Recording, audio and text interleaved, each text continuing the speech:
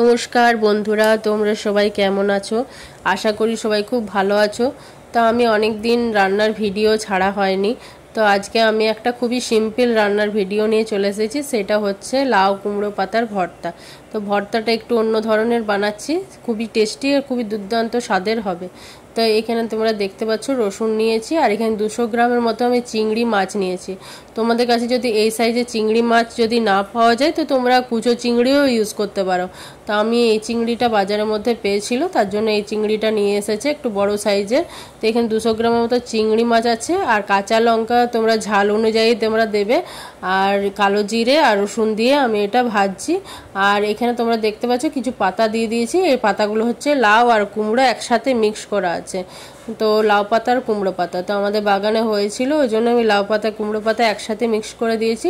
তোমাদের যদি না থাকে তো যে কোনো একটাও ইউজ করতে পারো।